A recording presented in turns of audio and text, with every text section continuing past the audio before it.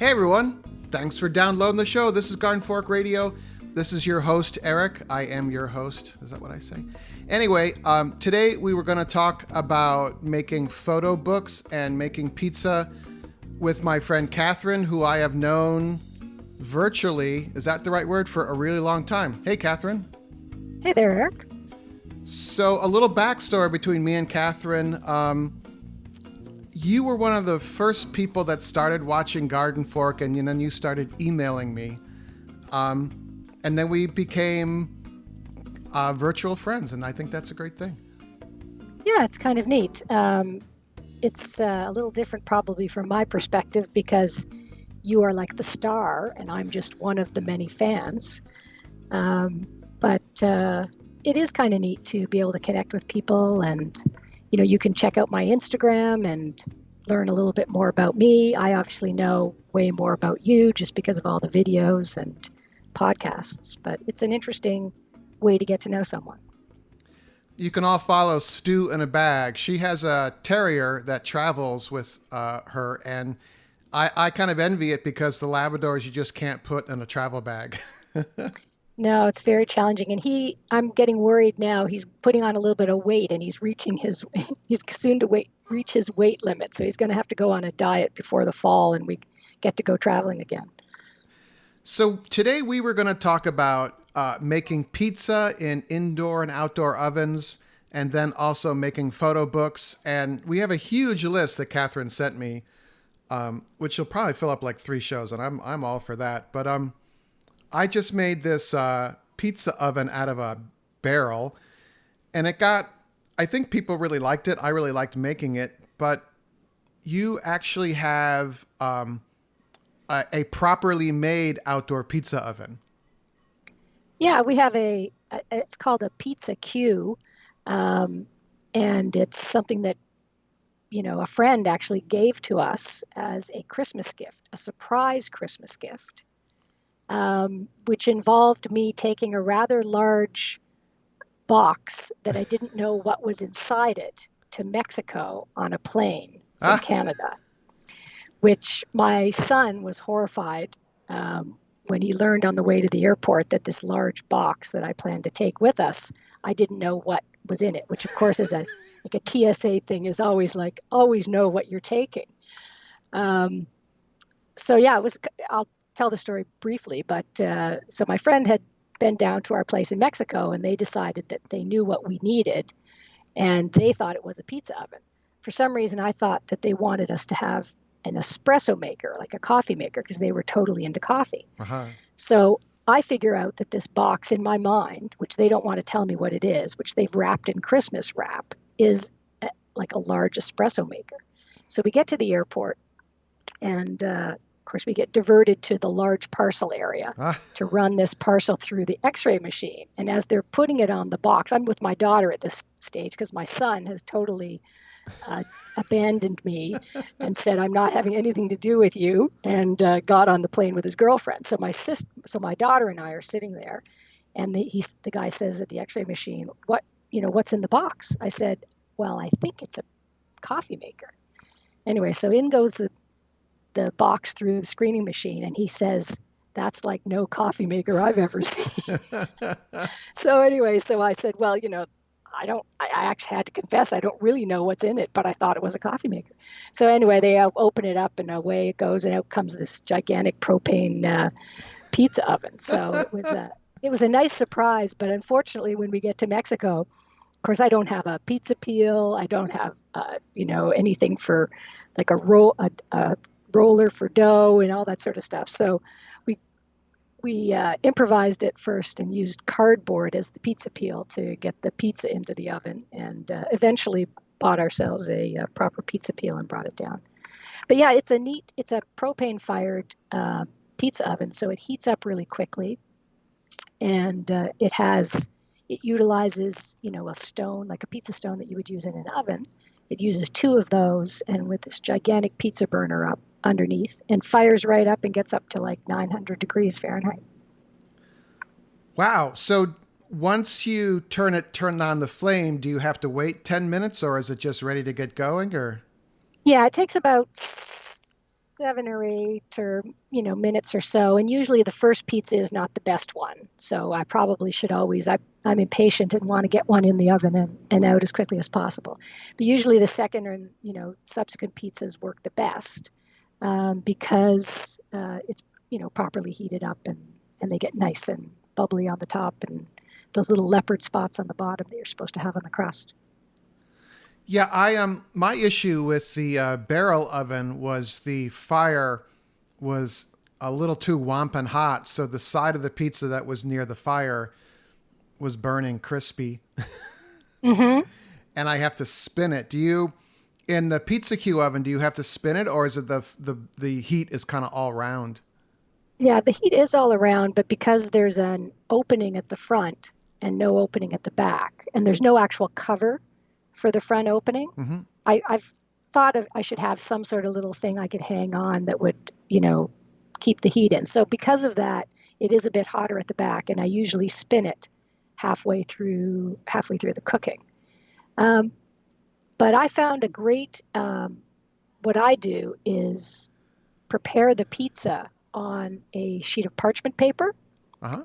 and then I just put the parchment paper in the oven and with the pizza and Oh, leave it with that. So that makes it really easy, first of all, to get off the peel, um, and makes it easier to spin around. And usually the pizza just comes off the parchment paper, and then those, some of the parchment paper might burn on the edges. I usually trim it so it's not too big and doesn't start a big fire in the oven. But using the parchment paper is makes it super easy, especially to make a lot of pizzas. Like if you have friends around and everybody's going to make a pizza, yeah. they can all make their pizza on a piece of parchment paper, and then you can go around and pick them up and throw them in, and you don't have to wait, to kind of make it on the peel or whatever. I never thought of that. That is. Yeah, it's an amazing hack. It just makes it that much easier. You can have more pizza doughs rolled out and ready to go.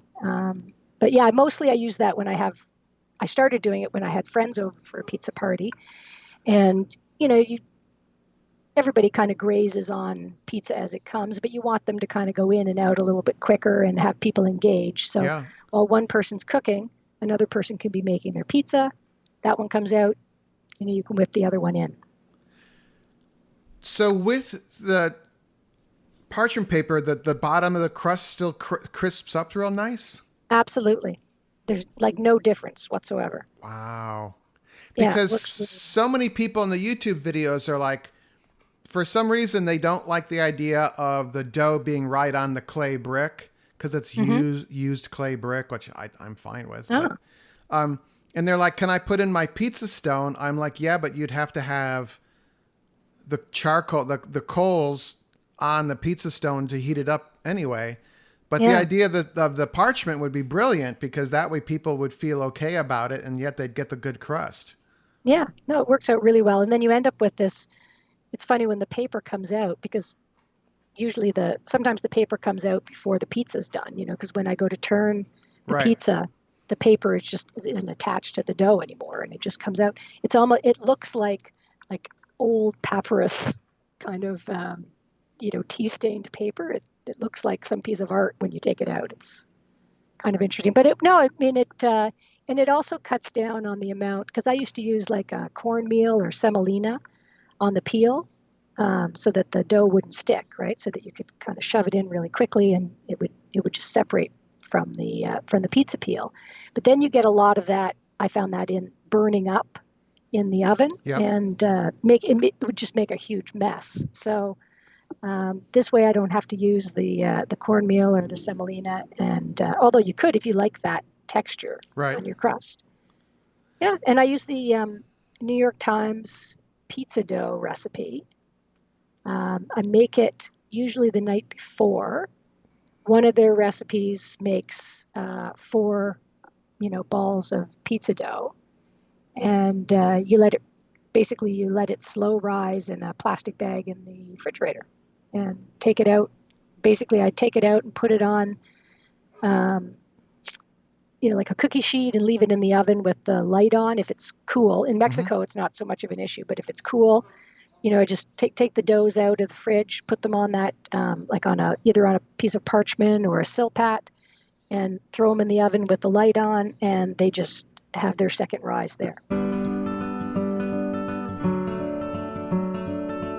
I think everyone knows by now I'm a big proponent of shopping local. I'm a big fan of going to my local hardware store and buying everything I can. If you are trying to find an item that you can't find in your local store and you're considering going online and you're considering using Amazon, this is a big ask, isn't it?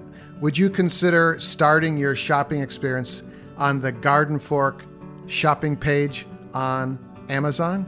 That was a really long sentence, wasn't it? But basically, if you could bookmark this link, amazon.com/shop/gardenfork.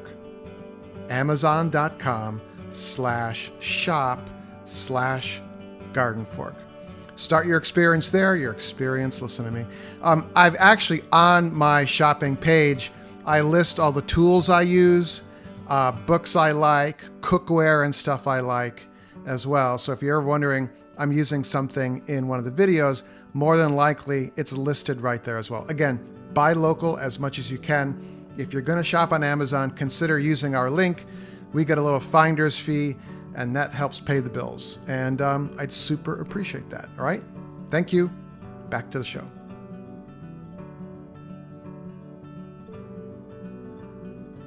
So, were you making pizzas before the pizza oven gift, the mystery gift came? Yes, I was. I've made pizzas a couple of different ways over the years. One of the first things I did actually was make it on the barbecue using flour tortillas. And I can't remember even where I heard about that, but it's a super easy, quick, and pretty tasty way to get like an extremely thin crust pizza. You just do it right on the barbecue, and you can't put too many toppings on it because, of course, the tortilla is very thin. Yep. But it makes a lovely pizza, really easy, really quick. And so that was probably the first thing that I used. And then I had one of the ceramic pizza stones for a while and would use that in the oven. But I wasn't all that happy with the results with that. So I ended up purchasing, and I think you were the inspiration for getting the modern steel pizza steel. Right, it's a big, huge, rectangular, extremely heavy. I'm not sure. Do you know what it's made? It's made of steel, obviously. And put that in my oven and made pizzas on that and had a lot more success because it just holds that much more heat than the pizza stone. And it doesn't crack. It's not fragile. You know, I have one, and it was just I was just making a video about what's better, the pizza steel or the pizza stone, because I was never a fan of the pizza stone. The two I have are both cracked. I still use them because I just shoved the pieces back together, But then I remember from your videos in your country place with you kind of just joining the fractured stone back together. You know me too well. And yeah, so that's my go-to now. The New York Times pizza dough recipe, there's one that they have where they made a video about it. And it was just kind of a light bulb for me. I think the key thing with pizza dough is it just needs an overnight rise in a refrigerator. I think so. That helps develop the flavor and I guess the gluten. I mean, I definitely don't know anything about the science of it, but the slow rise, like the no-knead bread, I mean, I think just that slow rise just gives you a much better result in terms of the texture and the flavor at the end of the day.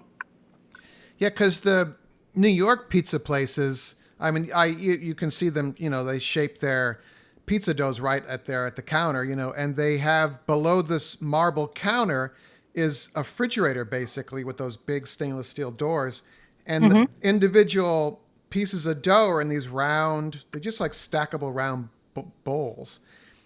And I got to talking to the one guy at Romano Pizza near me, and he's like, "Yeah, we make the pizza the day before, and we do a cold rise." And it was just like, oh, just like bread, So it was kind of a light bulb moment for something really simple. Yeah, and the other thing is I often will freeze the extra balls, and then you have them, before you do any rise, basically just as soon as I make them, put them in the plastic bags and just throw them in the freezer. And then you've always got pizza dough ready for people come out. You can basically take it out, let it defrost on the counter, and it doesn't really take that long, and you've got, homemade pizza dough ready to go. I love it. I love that kind of thing. So Now, go ahead. what I would love to have is one of those Breville pizza ovens that they use on Bon Appetit. Have you seen those? No. It's an electric countertop pizza oven that heats up to like 1,000 degrees in 5 minutes. What's the name of it? They're made by Breville, I'm going to B R Google E it. I L L E, but they're like $1,000, which just seems insane for a Yes, home they are appliance $1,000. that does one thing. So I'm waiting for those to go down in price because it's an extremely extravagant thing. I mean, I could see spending, I don't know, I don't even, it'd be hard to justify spending more than $200 on a pizza oven, which I think is what the outdoor ones cost. Um, the one that I have, my friends bought at Canadian Tire, which you guys don't have in the United States, but um, they go, they have what they call fantasy pricing. So most of their large items are priced at about twice of what anybody really wants to pay for them, and they go on flyer specials, 2 or 3 times a year, and that's when everybody buys that particular item. So anyway, these things, the outdoor PizzaQue is probably only about $200 Canadian when it's on sale. All right. I like that because on YouTube, Kenji Lopez Alt has been making these videos where he literally slaps a GoPro on his forehead and just cooks. And he did a review of the two different pizza ovens he has, and one's called an Uni, and I can't remember the other one. The Uni is about $330 online here, and he has quite good results with those two ovens. But man, It, the $1,000 one looks very interesting. it's you have to watch one of the Bon Appetit pizza videos where they Okay. use it, and they've done deep dives into pizza, and episodes about the sauce and episodes about the dough and episodes about the toppings and all that sort of stuff. But this is what they use because it makes a pizza in 3 or 4 minutes, and they get really good results from it. But I've seen that Uni one. That's an interesting pizza oven. The other great way to make pizza, and you've done this, I think, is cast iron pan right on your stove. Yeah. And I think the Kenzie, what's his name? Kenji Kenzie Lopez Alt, Alt. Kenzie Lopez Alt. He's done the same thing. I've watched some of those videos when he has the GoPro on his head, and I've really enjoyed those. He's a good guy. He has a good energy, and he is wicked smart. Hmm. So, Now, is he located in New York as well, or? he's in San Francisco. Mm. He most recently he was at America's Test Kitchen, and then he moved to a website whose name I'm blanking on, and then he wrote several amazing cookbooks, and now he has a restaurant called Wurst Hall, like sausage hall, basically. And then Hmm. the Corona thing hit, and so he went back to making YouTube videos. He already had some YouTube videos up, and he just, I mean, I don't know him personally, but I think he was like, well, I need to do something. And he just slapped the GoPro on his head, and it's wildly successful and a complete lack of production value, which I love. Yeah, well, isn't it great? And you just do it. You just film it right through. It's done in a short period of time. You get to see in real time how long it takes him to do things. And every now and then he does like a um, He jumps fast ahead. forwarded thing. Yeah, where he sort of does, here, this is where I'll get to the next stage because this is the boring 5 minutes where I'm stirring this particular thing. But yeah, no, I've really enjoyed his videos. Very accessible. He makes things very accessible. And he always feeds his dog at the end. Hmm. Hmm. Does Stu get fed at the end of the meal, or is he? Yes, yes, he's an extremely food-oriented dog, so he gets fed through the meal, at the end of the meal,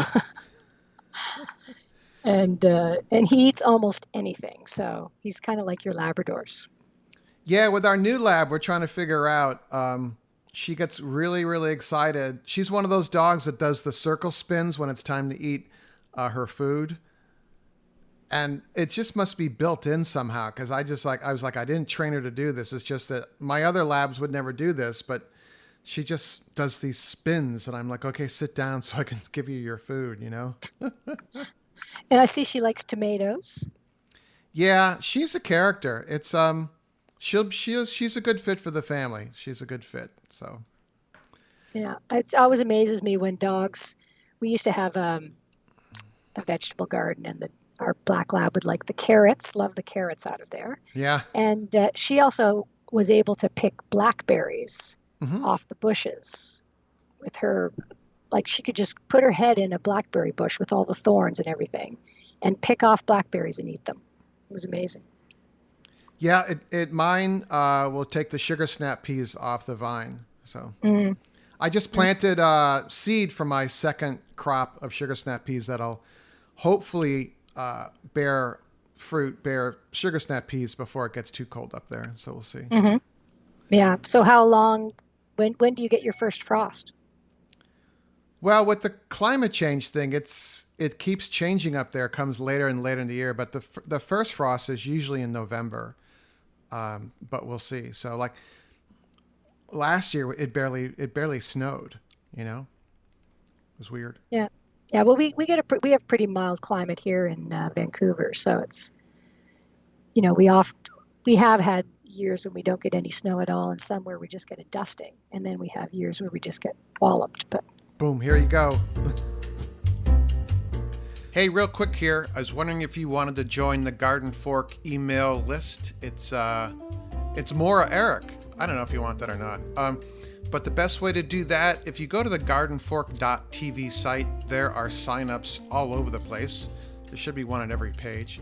Also, in the show notes for this show, if you're listening to it in the iTunes app or one of the other podcast apps, to click on the little, I think you click on the little text thumbnail of the show and the notes will pop up and there's a link in there. Or just go to gardenfork.tv and there should be a sign up there. All right? Thank you.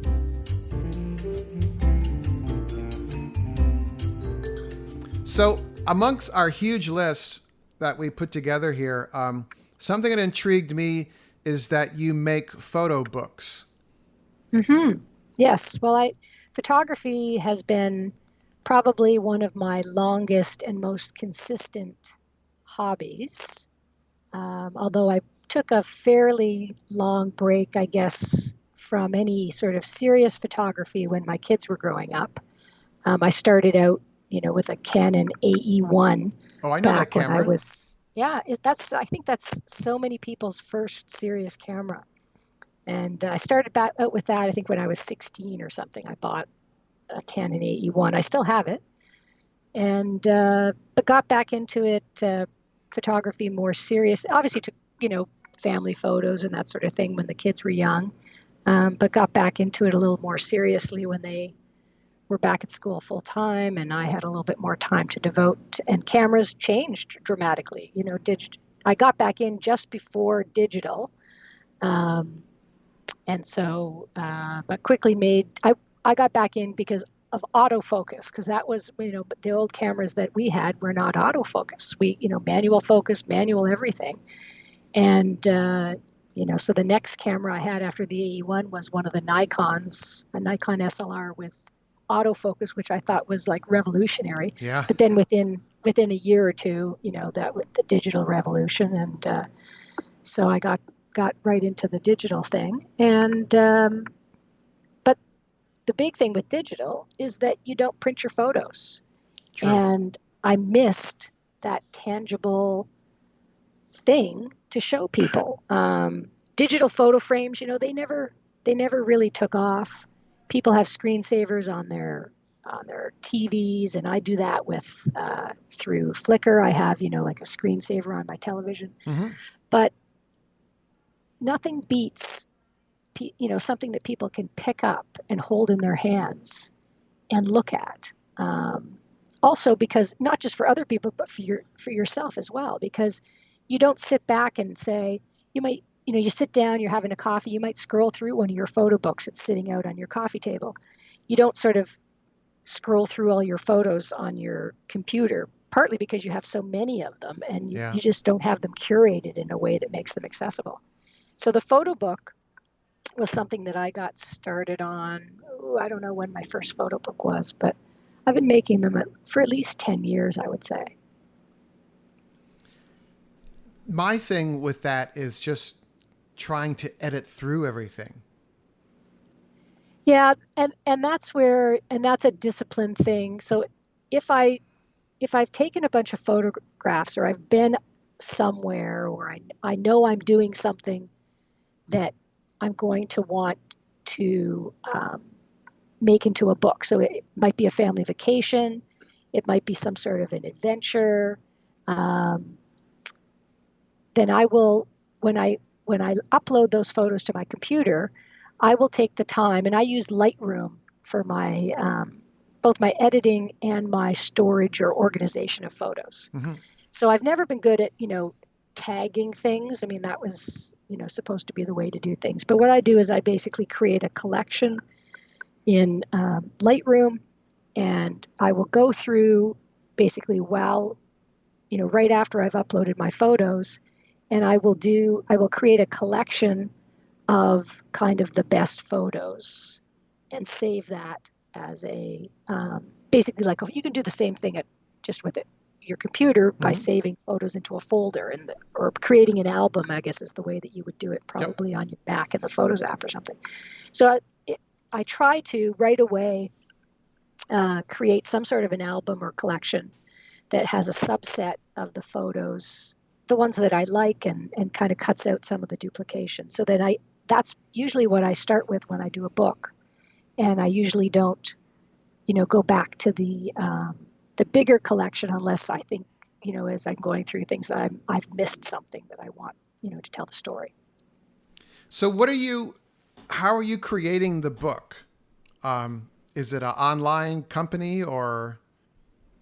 Yeah, it's a company called Blurb, um, and um, they have a Canadian and a U.S. website. I like the fact that they have a Canadian website because I can order and have a book and not have to pay, shipping and duty or extra shipping costs or duty and import duty costs on it when it gets here. Hmm. And they also, one of the big reasons I use them is that they have a link through Lightroom. So there's actually a book module in Lightroom Oh, wow. that is linked to Blurb.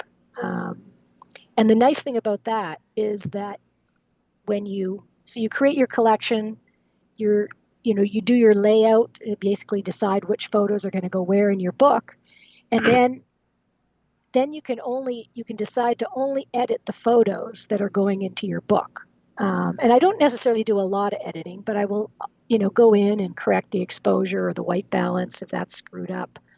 Um, and the nice thing about the Blurb thing is even after the photos are in your layout, when they're in Lightroom, you can go back and edit them and it will automatically update so that when you upload your book, it gets uploaded with the most recent version of all the photos that you have. Oh, that's brilliant. So it's like Mm. auto updating, and it's one less thing you have to do. Yeah. So, because I mean, one of the other things is you have to kind of pick all your photos, edit them all, save them. If you upload your photos in RAW, then you have to edit them, save them as JPEGs in a folder. And then if you go in and you're creating your book and you say, oh, well, I don't really like that photo. I need to edit it or do something different with it. Then you might need to go back to the original image, change it, and then save it again as a JPEG and then upload it again to whatever site you're using. So this way you kind of do it all and then you just click the upload button in Lightroom and it uploads it to the Blurb website and you can order your book from there. Sweet. Since you said Blurb, I've actually haven't used it in a while, but I used Blurb to create a couple of books about the dogs, and then we've also used it for our family. And they're not paying us to feature them, but it's a really straightforward process. And I like that they have templates for photo books, and you could just pick one, and it's different layouts, and some of the pictures overlap. Sometimes it's three across, but man, is it easy and fun. Yeah, and they offer, so there are a few different ways. So the way I use it is through the Lightroom module, but they have an online product, and then they also have, I think it's called Booksmart or something, which is some sort of their own software, which you can download for free and use on your computer, and then basically do it the same way I do it in the sense with Lightroom. So it doesn't have to be done online. But I've also used a company called, I don't even know how you pronounce it, but Zeno, or do you pronounce it Z or ZNO? And they do really nice books as well, really nice quality. And they do like a little, I think they're more professional, maybe more of a professional site, but they do these lay flat books, Oh um, yeah. which are more like a cardboard Hmm. kind of paper, and that the quality of those is really good. I only made one through there, just kind of on spec, of a bunch of photos from our boating. We have a boat, so we do a lot of boating up here in the Pacific Northwest. And so they had like a free book promo or something. It was like all you had to pay was the shipping. So I ordered one of their books, and the quality was very, very nice as well. Now I want to go make photo books. So, Yeah. Well, it's great. So I also follow a young couple from Newfoundland. They go by the name, I think their YouTube channel is Becky and Chris. oh, I love Yeah. them. Do you love them? Yeah, yeah. It's funny actually. Becky lived just down the street from where, because I'm not from Newfoundland. My husband's from Newfoundland, and my kids were born in Newfoundland. Excuse me. So we um, we lived in basically in the same neighborhood in St. John's, and I think my kids, played with her sister or something. But so we have a bit of that Newfoundland connection, which is what got me started on their site. But she posted a video recently on making photo books, and she's much more organized than I am. But one of the ideas that she had was, like me, she takes photos with her camera, but also takes photos with her phone. And the challenge for me has always kind of been integrating those, Yep. right? Because you have your kind of more serious photography that you do with your camera, but then the iPhone photos are so good now, and you take a lot of the more photos of those, where with your iPhone, how do you integrate those into the photo book? So her idea, which is what I'm going to use when I do my next book, is that she basically creates grids at the back of her photo books with all the iPhone photos from that trip. And so, and those are more the like what we would think of as a snapshot, right? Yeah. So all the not the serious landscape photos or the most beautiful photos, but they tell a story. And so she has like a grid maybe with like, I don't know, 16 or 20 photos on a page. And then she throws all the iPhone photos in at the back, and it looks really cool. And it's a great way to kind of not leave out those things without bulking up your photo book too much. I love that. My challenge with photos is the color balancing, and I just start to get overwhelmed. In my edit software, I use Adobe Premiere. Like I'll shoot some of the video with my main Canon. It's a camcorder actually, and then I have my GoPro, and the GoPro has a kind of a preset. It's called a LUT, a color lookup table. Mm-hmm. It applies, but it basically kind of enhances for your average person. The GoPro enhances the video to make it kind of look saturated and contrasty. But to match that back to the other camera's video, there's literally a button you press that says match the colors. Wow. Yeah, that whole thing, editing video, I've done a little bit of video and tried to edit. I can't even I mean, it's a challenge for me just to, splice things together. I still think of splicing because I think back in the days when we shoot, you actually cut the film and Yeah. joined it together. But this whole, the LUT or LUTs, people call them, that whole thing, like you shoot your video in a neutral format or something, and it has no color, and then you apply the color to it afterwards. Yeah, you shoot it flat. Yeah. Yeah, sounds very complicated. It's really easy. My camcorder shoots flat, and then I lay on a preset that is in Adobe Premiere. It's called Golden Tobacco, I think, and it just warms it up a little. It almost and I set it to. There's a scale from 0 to 100. I set it about 40, and then I just crunch the blacks a little bit. I darken the blacks and the shadows a little, and add a little saturation, and I'm done. Sometimes I don't even color correct. Um, and And can you create a preset, your own preset for that sort of thing, or? yes, and why I've never done that before, I don't know. Yeah. Well, we're creatures of habit, right? We do things the same way It was worth all the the phone time, call right there. whether it's the best way or not. Yeah. So we're almost at the end of the show, but I'm going to throw this out, Catherine, and you tell me whether you want to do it or not. Is to ask Eric anything? I can ask Eric anything. Yeah. Oh, um,